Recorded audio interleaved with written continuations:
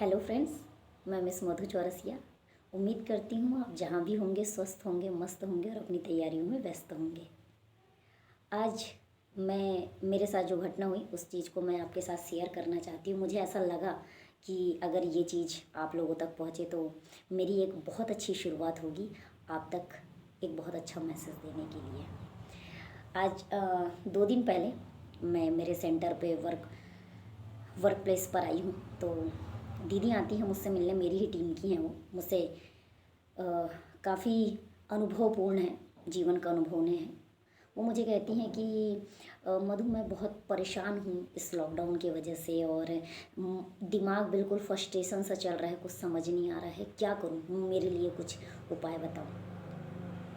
मेरा सीधा सा उनको बहुत प्यारा सा आंसर था। मैंने स्माइल दिया और उन्हें कहा कि वो मुझे कहती, मधु तू हंस रही है।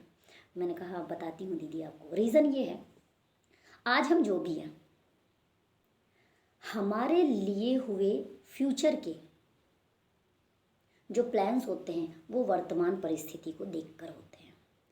कल जो आपने पास्ट जो था, जो हमने डिसीज़न लिया, उसका रिज़ल्ट हम आज हैं, और आज हम डिसीज़न जो लेंगे उसका रिज़ल्ट हमें कल मिलेगा। इन सब चीज़ का एक बहुत अच्छा एग्जाम्पल मैं ये चीज़ देना चाहूँगी कि मेरे गुरु का कहना है। वो कहते हैं मुझे कि मधु मैडम, हमारे आसपास करीबी 5 लोग जिनसे हम कॉल पर बात करते हैं, मिलते हैं, बातचीत है, ज़्यादा समय बिताते हैं, उनका जो नेचर होता है, जो स्वभाव होता है, तो जो उनका भविष्य है, तो 5 साल बाद या ये 5 लोगों के बाद तो सेम इनका जो फ्यूचर रहता है वही हमारा हो जाता है। इस चीज़ को लेकर मैं एक स्टोरी मुझे याद आई। मैंने कहा दीदी चलिए एक स्टोरी आपको सुनाती हूँ। क्या होता है कि जंगल में एक बार शेर होता है।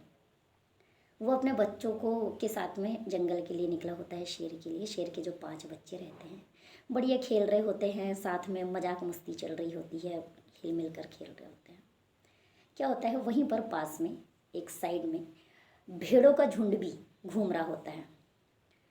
तो उन 4 बच्चों में से जो एक बच्चा होता है, वो एक बच्चा थोड़ा सा एक अलग रास्ते पर चला जाता है।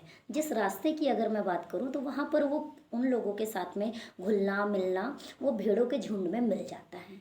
और उस बच्चे को ये खबर नहीं रह पाती, वो इतना मग्न हो जाता है खेलने में कि बाकी उसके जो साथी हैं वो जा चुके हैं, ये बात उसे समझ नहीं आती। और धीरे धीरे जो शेर चल रहा होता है उसी के पीछे उसके 3-4 बच्चे चल रहे होते हैं। जब शेर को थोड़ा सा लगा, शेर ने जब पलट के देखा, उस टाइम तक उसके सिर्फ 3-4 बच्चे आ रहे थे, बाकी का जो एक बच्चा था वो नहीं था और वो बहुत दूर निकल चुका था। इसी प्रकार यहाँ पर जो बच्चा भेड़ों के झुंड में शेर का बच्चा मिल चुका था, वो उन्हीं के साथ उठना बैठना, उसकी दैनिक दिनचर्या जो भी सी सारी उन्हीं के जैसे होने लग गई। एक दिन क्या होता है, गडरिया साढ़े भेड़ों को हाँक रहा होता है जंगल में, दूर पहाड़ पर। शेर ये सारा नज़ारा देख रहा होता है। अचानक शेर की जो नज़र रहती है वो इस बच्चे पर पड़ती है। जी, वही बच्चे पर। शेर कहता है, सोचता है अपने मन में, ये क्या, मेरी जात में कलंक, मेरी जात का होकर भेड़ों के बीच में है। वो धीरे से जाता है उस शेर के पास और कहता है, तू मेरी प्रजाति का है, इन भेड़ों के बीच में क्या कर रहा है। तब वो शेर का जो बच्चा होता है वो बोलता, नहीं नहीं, मैं शेर नहीं हूँ, मैं भेड़ हूँ। तो वो बोलता है, नहीं तू शेर है, तू मेरी जाति का है। बोलता है, मुझे भरोसा नहीं हो पा रहा है। तो शेर क्या करता है, उस बच्चे को जो बड़ा हो चुका था भेड़ों के बीच में, उसे लेकर जाता है तालाब के किनारे। क्या है, क्यों, क्योंकि उस समय में शेर आए ना तो देख नहीं सकते ना, इसीलिए जब वो तालाब के किनारे लेकर जाता है तो रियल में वो देखता है उस शेर के बच्चे को अपना अक्ष दिखाई देता है। तो वो कहता है, आपकी बात तो सब सही है, लेकिन मेरे जो परिवार हैं, मेरे अच्छे अच्छे दोस्त हैं, मैं इनके साथ पला बड़ा हूँ, इनसे कैसे पीछा छुड़ाऊँ, मेरे परिवारजनों से कैसे पीछा छुड़ाऊँ। तो शेर कहता है, यदि तू सच में शेर है और तू जानना चाहता है कि ये तेरे अपने हैं या पराए हैं, तो तू एक बार जितनी ताकत है जोर से दहाड़ लगा, इसी प्रकार सेम बताए अनुसार वो करता है। शेर का बच्चा अपनी फुल ताकत से जोर से दहाड़ लगाता है और जो शेर होता है वो उसके पास खड़ा रहता है और जो भाग गई होती हैं वो भेड़ होती हैं, एक भेड़ भी उसके पास नहीं आती। तो मैंने इस स्टोरी से एक इम्पैक्ट ये पड़ता है हमारी लाइफ में। मैंने दीदी को बताया, मैंने कहा दीदी बात ये है कि हमारे साथ जब प्रॉब्लम परेशानी आती है तो सबसे पहले हमारे परिवारजन, हमारे जो दोस्त, सबसे पहला पीछा वही छुड़ाते हैं और जो दुख में भी हमारे साथ है वही हमारा सच्चा मित्र है।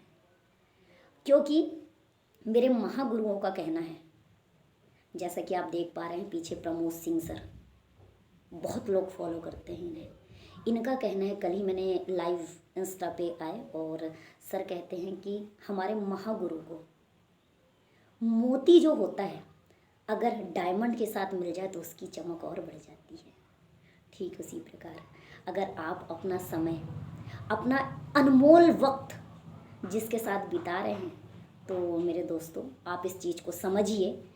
आप सर्च कीजिए किन 5 लोगों के साथ में आप ज़्यादा समय बिता रहे हैं, किन के साथ रहते हैं। अगर बढ़िया है तो बहुत अच्छी बात है। उनके फ्यूचर में अगर आपको अपना फ्यूचर बनाना है तो आई होप